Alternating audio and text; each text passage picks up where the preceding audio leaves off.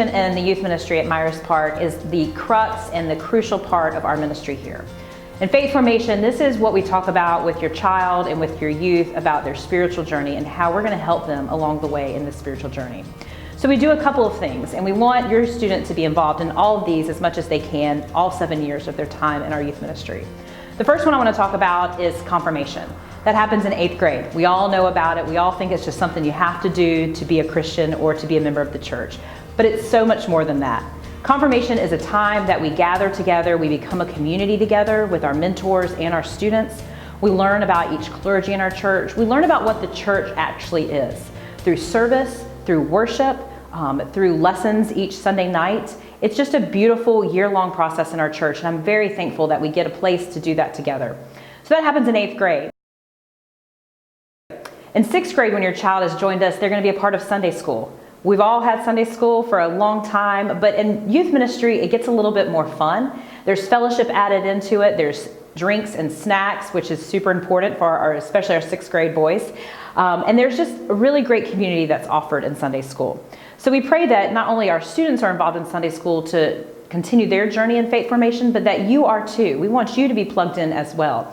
And that can be as volunteers in our Sunday school teaching. We need you to do that. Or we'd love for you to be a part of your own personal Sunday school too.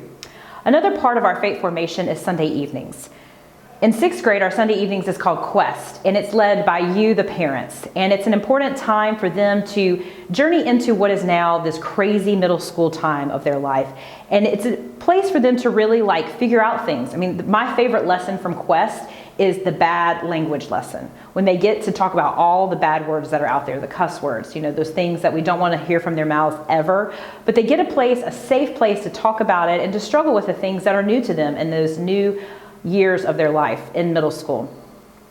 So that starts with Quest. In 7th grade, you have Thrive on Sunday evenings. That's led by our middle school youth associate, Molly. She does a fabulous job of doing cutting edge stuff of things that are happening in their life, and they really talk about it on a faith level.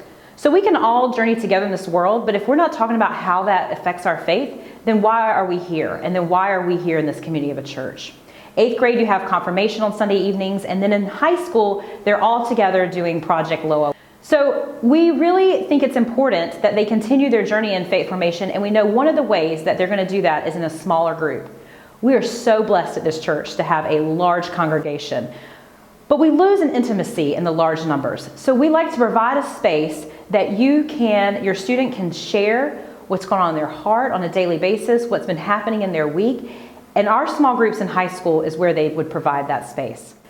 Those communities, I lead a small group of 10th graders, which I dearly love and cherish every Wednesday night at 7.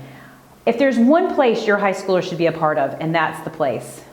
Everything is important, but for them to be able to have an intimate group to share their faith journey with is extremely important.